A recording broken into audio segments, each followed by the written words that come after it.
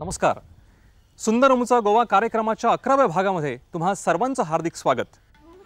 मागील 10 भागांमध्ये आम्ही गोव्यातल्या सांस्कृतिक, राजकीय, इतिहासाची थोडीफार माहिती घेतली. आजच्या 11व्या भागामध्ये आंबेडे सत्तरी येथे म्हणजे याच येथे जन्मलेल्या महान व्यक्तिमत्वाची ओळख आपण करून घेऊया. पंडित महादेव शास्त्री जोशी.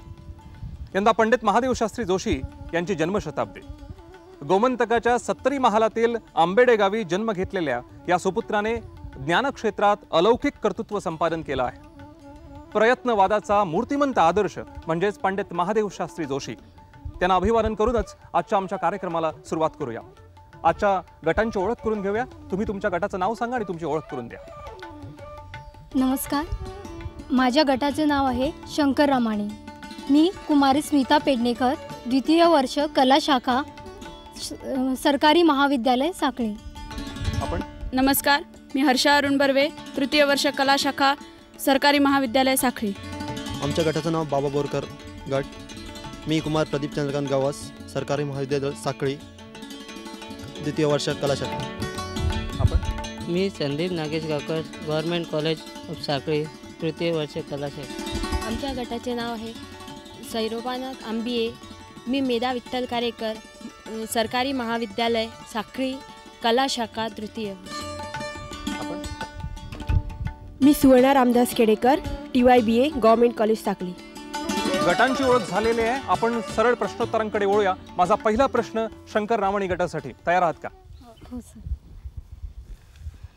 प्रज्ञा आणि प्रतिभा यांचं संगम तीर्थ म्हणजेच पंडित महादेव शास्त्री जोशी यांचा जन्म याच इथे म्हणजे आंबेडे सत्तरी इथे झाला.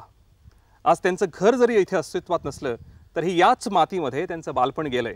माझा प्रश्न, त्यांचा जन्म कोणत्या दिवशी झाला? 12 जानेवारी 1906. 12 जानेवारी 1906 उत्तर बरोबर आहे आणि या बरोबर उत्तरासाठी तुम्हाला 10 गुण मिळालेले आहेत. माझा पुढचा प्रश्न बाबा बोरकर गटासाठी.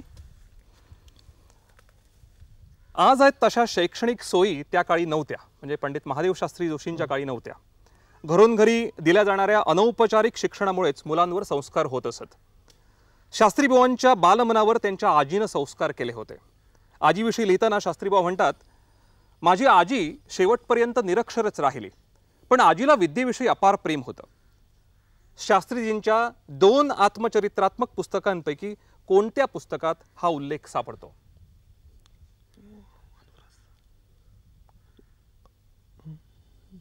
वानप्रस्थ. उत्तर चुकलेलं आहे. हाच प्रश्न तुमच्यासाठी जातोय. बरोबर उत्तरासाठी तुम्हाला अतिरिक्त 5 गुण मिळणार आहेत. उत्तर आहे आत्मपुराण. निश्चितच बरोबर उत्तर आहे आत्मपुराण. त्यांच्या आत्मपुराण या आत्मकथनामध्ये या त्यांच्या आजीबद्दलचा उल्लेख आलेला आहे. माझा तिसरा प्रश्न आंबिये गटासाठी. तयार आहात का? चित्रकला, मूर्तिकला, स्थापत्यशास्त्र, शिल्पकला, संगीत यातील मर्म शास्त्रीबाबांना आत्मसात केलं. प्राचीन परंपरेचं आकलन करून घेताना यामागचा मंत्र त्यांनी समजावून घेतला. पंडित जोशी एके ठिकाणी म्हणतात, स्वतंत्र भारताला एका बृहत कोशाची अत्यंत गरज आहे. सुशिक्षित माणसं आणि सुसंस्कृत माणसे आपल्या परंपरा आणि आपला प्राचीन इतिहास याचा शोध घेण्याचा प्रयत्न करतात. असं म्हणूनच ते थांबले नाहीत. त्यांनी या कोशाची निर्मितीही केली. त्या कोशाचं नाव काय आणि त्याचे किती खंड आहेत? भारतीय संस्कृती कोश, त्याचे 10 खंड आहेत. उत्तर बरोबर आहे आणि या उत्तरासाठी तुम्हाला 10 गुण मिळालेले आहेत. भारतीय संस्कृती कोश आणि या संस्कृती कोशाचे एकूण 10 खंड आहेत. भारताचा सांस्कृतिक इतिहास सांगणारा भारतीय संस्कृती कोश. माझा पुढचा प्रश्न रामाणी गटासाठी.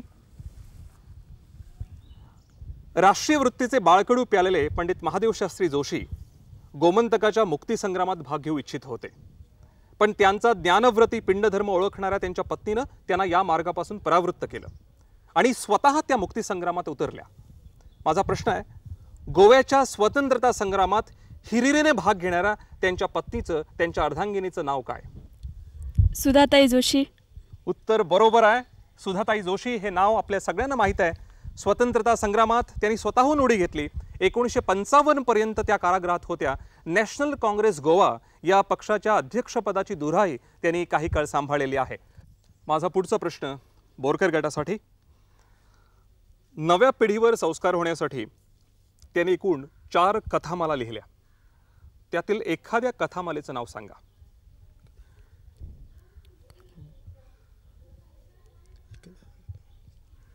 दहा सेकंदाचा अवधी. 2 सेकंद. मीनाक्षी. नाही, तुमची वेळ संपलेली आहे. हाच प्रश्न तुमच्या गटासाठी जातोय. कुणमंदिर. कल्पवृक्ष. नाही नाही, उत्तर चुकलेलं आहे. हाच प्रश्न तुमच्यासाठी जातोय. बरोबर उत्तरासाठी 5 अतिरिक्त गुण तुम्हाला मिळतील. भारतीय उपकथा कौमुदीला. नाही, उत्तर चुकलेलं आहे. जनपद कथामाला, प्राचीन सुरस कथामाला, कथामाला, कथा कल्पलतामाला आणि कथा कौमुदीमाला अशी त्या मालांची नावं आहेत. माझा पुढचा प्रश्न आंबिये गटासाठी.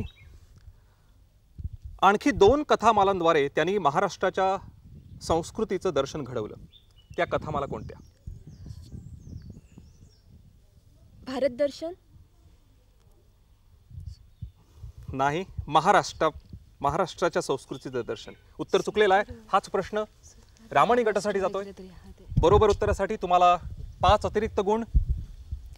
तीर्थरूप महाराष्ट्र, महाराष्ट्राची दारातीर्थे. उत्तर बरोबर आहे आणि या बरोबर उत्तरासाठी तुम्हाला 5 अतिरिक्त गुण मिळालेले आहेत. माझा पुढचा प्रश्न तुमच्यासाठी.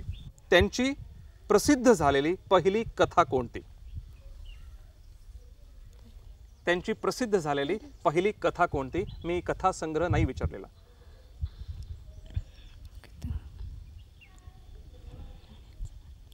राण्यांचा बंद. नाही नाही, तुमची वेळी संपलेलं. उत्तर चुकीचं आहे. हाच प्रश्न बोरकर गटासाठी. कर्णछेद. उत्तर बरोबर आहे. कर्णछेद. चैतन्य मासिकामध्ये मे 1936 सालामध्ये त्यांची कर्णछेद ही कथा प्रसिद्ध होऊन आली होती. माझा पुढचा प्रश्न तुमच्यासाठी. शास्त्रीबुवा हे मराठीतील समर्थ कथाकार. कथालेखन हा प्रकार त्यांच्या आवडीचा. संस्कृती कोशाच्या कार्याला वाहून घेतल्यामुळे 1955च्या सुमारास हा कथालेखन प्रकार खंडित झाला. आपल्या आजूबाजूची माणसं त्यांनी आपल्या कथांमधून हुबेहूब रंगवली. एका कथेतील सावकाराची व्यक्तिरेखा स्मरणात राहणारी आहे.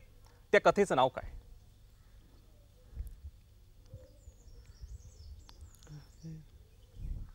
मनंडन. नाव थोडंसं चुकलंय, तरीही मी तुम्हाला 10 गुण देतोय. कथेचं नाव आहे धन आणि मन. मन आणि धन नाहीये, कथेचं नाव आहे धन आणि मन. सर्वसामान्य सावकार म्हटला की त्याची वेगळी प्रतिमा जनमानसात असते, पण या कथेतील सावकार उदारमनस्क आहे. शास्त्रीबुवांच्या कथेत अशी जगावेगळी माणसं भेटतात. माझा पुढचा प्रश्न आंबिये गटासाठी. प्रापंचिक जीवनातील सुखदुःखांचं चित्रण हा शास्त्रीबुवांच्या कथालेखनाचा गुणविशेष. एका कथेत त्यांनी पती पत्नी संबंधांचं अतिशय रंगतदार चित्रण केलेलं आहे. त्या कथेचं नाव काय? अरे संसार संसार.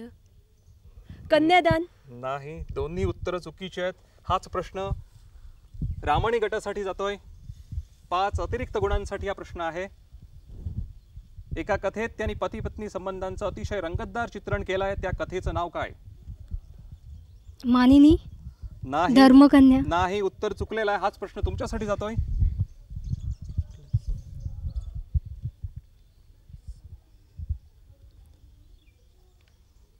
तुमची वेळही संपलेली आहे.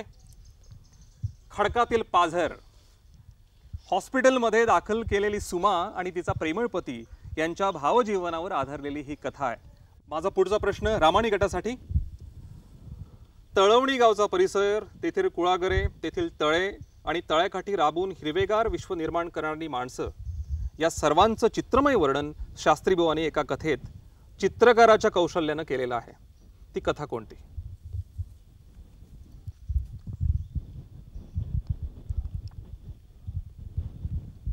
गर्गी. नाही, उत्तर चुकलेलं आहे. हाच प्रश्न तुमच्यासाठी.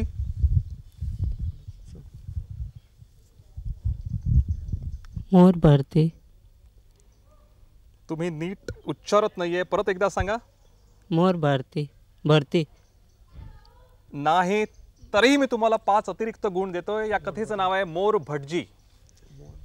या कथेच्या शेवटी मोर भटजी गावचा निरोप घेऊन नरसोबावाडीला जातात. तो प्रसंग अत्यंत कारुण्यपूर्ण आहे. माझा पुढचा प्रश्न बोरकर गटासाठी. शास्त्रीबुवांनी भारतातील विविध राज्यांचा प्रवास केला आणि रसमयतेने प्रवाही भाषेत तो वाचकांना घडवला. आपल्या देशातील सर्व राज्यांची सांस्कृतिक परिक्रमा त्यांनी पूर्ण केली आणि लिखित स्वरूपात तुमच्या आमच्यापर्यंत पोहोचवली. त्याला आपण भारत परिचय मालाच असं म्हणूया. या मालेचं नाव काय? एकदम सोपा प्रश्न. भारत दर्शन. उत्तर बरोबर आहे आणि या बरोबर उत्तरासाठी तुम्हाला 10 गुण मिळालेले आहेत. आजचा माझा शेवटचा प्रश्न आंबे गटासाठी. त्यांच्या आत्मकथेतल्या एका प्रकरणात किंवा अध्यायात त्यांनी आपल्या प्रकाशन व्यवसायातील अनुभव कथन केलेले आहेत. पानशेत धरण फुटल्यामुळे त्यांचे प्रचंड नुकसान झाले. या सगळ्याचा उल्लेख आलेल्या त्या अध्यायाचं नाव काय?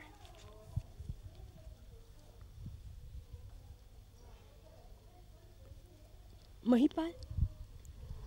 उत्तर चुकलेलं आहे. हाच प्रश्न रामाणी गटासाठी जातोय 5 अतिरिक्त गुणांसाठी. आमचे वानप्रस्थ. नाही नाही, तोच प्रश्न तुम्हाला जातोय. मानिनी. नाही.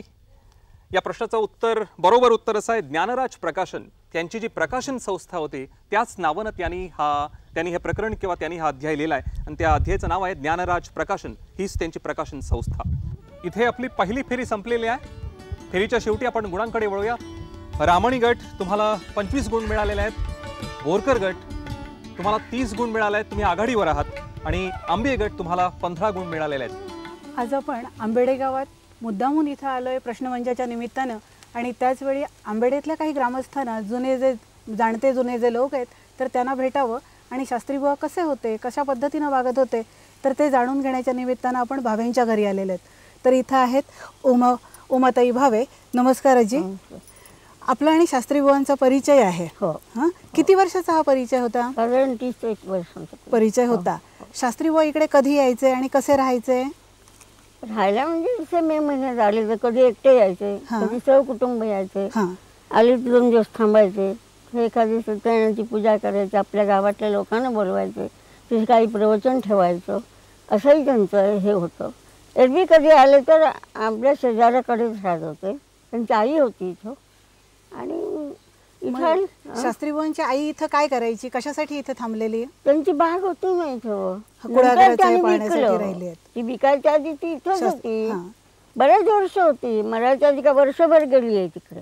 आणि सुधाताई पण इथं होत्या? नाही, सुधाताई पुण्याला होत्या तेव्हाच बरोबर गेलेल्या. हां. आणि अशा वेळी शास्त्रीबुवा इकडे आल्यानंतर ग्रामस्थांशी कसे वागायचे, कसे बोलायचे? आमच्या भाषेत ते तिथं केलं आलो किती दिवस येणार, बरं आहे ना बरंच आहे तुमचं सगळं, बरं चालला सेनी, म्हणजे अशा भाषेत बोलायचे. तर ही होती आपली इथं चितपावनी आमची मातृभाषा जातात ती एक बोली भाषा आहे. त्याला चितपावनी भाषा असंही म्हणतात. शास्त्रीबुवा जरी पुण्यात राहिले 40 वर्ष, वेगवेगळं मराठीतून जरी साहित्य तयार केलेलं असलं तरी आपल्या या मायबोलीला विसरू शकत नव्हते. गावात आल्यानंतर ते याच भाषेत संवाद साधायचे. गावात त्यांनी शिक्षण प्रसारक संस्थाही काढलेली होती. पुढे त्याचं काम कोणी कसं केलं माहितीये का तुम्हाला? ऐके व्हायचे. कसं आहे ते? ऐके व्हाय ते बिमलाटले शंकर मराठे म्हणून त्याने हे केलं. कोल्हटकर बुवा पुण्यातले त्यांनीच आणले होते इथं. मग ते म्हणजे त्यांनी सुरू केलं. म्हणजे त्याच्या मागून आणखी कोण राहायला मध्ये बंद पडलं. त्याच्यानंतर आमचे मालक होते 8, 10, 11, 20 वर्ष. त्यांची गोव्याविषयीची ओढ जरा तुम्ही सांगा.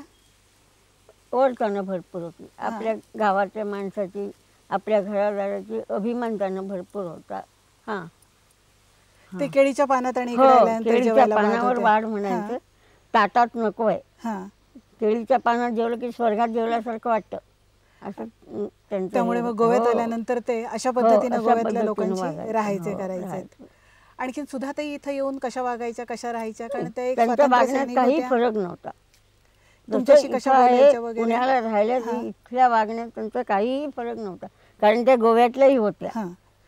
आणि अशोक आणि यदुनाथ ही दोन्ही त्यांची मुलं ती एकदाच इथं आली होती. मग मोठेपणे आलेली नाही. आणि ते विकायला कारण म्हणजे ते मुलगे काय इथे येऊन राहू शकत नाही. त्या मग इथे ठेवून तरी काय करायचं, त्यांना इच्छा होती. मग त्याने ते आपल्या शेजाऱ्यांना ज्याला ज्याला सलग असेल त्याला ती जमीन विकून टाकली. आणि त्यांनी आणि ते तिथं राहिलेलं त्यांनी ती जागा हे घेऊन तिथं सगळं इतकं गोव्याला बागेत आहे ना तेवढं तिथं करून त्याला आंबेड नाव ठेवलेलं आहे. पाहिजे चौकशी करा. आता सुरू करूया अतिजलद फेरी. 45 सेकंदांमध्ये स्पर्धकांनी उत्तर द्यायची आहेत. तुमची वेळ सुरू होते आता. ज्या आजीनं शास्त्री बुवांना घडवलं त्या त्यांच्या आजीचं नाव काय? गोदाक्का. बरोबर. त्यांची आजी त्यांना कोणत्या नावानं हाक मारत असे? शाणू. बरोबर. 100 वर्षापूर्वीची इथली शैक्षणिक अवस्था कशी होती हे त्यांनी कोणत्या आत्मचरित्रात लिहिलं आहे? आत्मपुराण. बरोबर. संस्कृत भाषेतील उच्च शिक्षण घेण्यासाठी शास्त्री बुवा कुठे गेले? पास. सांगलीतून ते पुण्यात कोणत्या साली गेले? 1935. बरोबर. त्यांनी 70s सुरू केलेल्या मराठी शिक्षण संस्थेचं नाव काय? 70 प्रकाशन. चूक. बरोबर उत्तर आहे 70 शिक्षण प्रसारक मंडळ. त्यांनी साधारणतः कोणत्या सालापासून कथा लेखनास प्रारंभ केला? 16व्या वर्षी. कोणत्या सालापासून? 1940. पुढचा प्रश्न. 1941 साली प्रसिद्ध झालेला त्यांचा पहिला कथासंग्रह कोणता? वेलविस्तार. बरोबर. आणि तुमची वेळ संपलेली आहे. अतिजलद फेरी तयार आहात का? बाभ बोरकर गट, तुमची वेळ सुरू होते आता. भारतीय संस्कृती कोशाचा पहिला खंड कोणत्या साली प्रसिद्ध झाला? 1962. बरोबर. प्राध्यापक मंगेश राजाध्यक्ष यांनी संपादित केलेला त्यांचा कथासंग्रह कोणता? कथामाला. चूक. कथाकांता. भारत दर्शन या भारत परिचय मालेत एकूण किती पुस्तकं आहेत? 16. उत्तर बरोबर. त्यांनी लिहिलेल्या संस्कृत कथेचं नाव काय?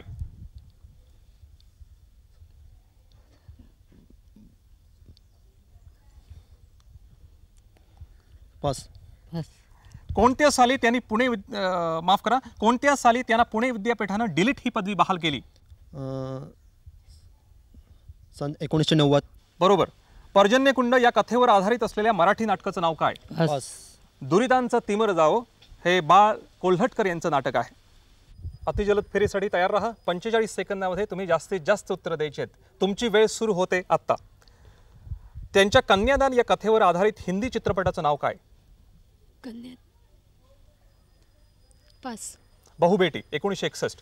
भारतीय संस्कृती कोश कोणत्या संस्थेनं प्रसिद्ध केला? भारतीय संस्कृती कोश मंडळ. बरोबर. भारतीय संस्कृती कोशाचा शेवटचा म्हणजे 10वा खंड कोणत्या साली प्रसिद्ध झाला? 1979. बरोबर.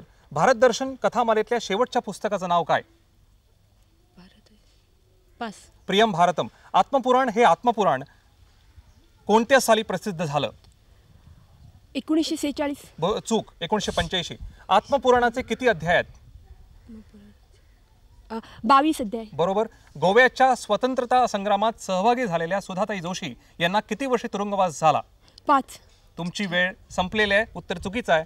4 वर्ष तुरुंगवास झाला. पंडित महादेव शास्त्री जोशी यांच्यावर आधारित हा सुंदर आमचा गोवा कार्यक्रमाचा आजचा भाग इथे संपतोय. शेवटी आपण गुणांकडे वळूया. शंकर रामाणी गट तुम्हाला 50 गुण मिळालेले आहेत. बाभा बोरकर गट तुम्ही 45 गुण मिळवलेले आहेत आणि आंबिये गट तुम्हाला 30 गुण मिळालेले आहेत. आजचा विजेता गट रामाणी गट, तुमचं दोघांचंही अभिनंदन. तुमचंही अभिनंदन. आणि दूरदर्शनतर्फे ही छोटीशी भेट.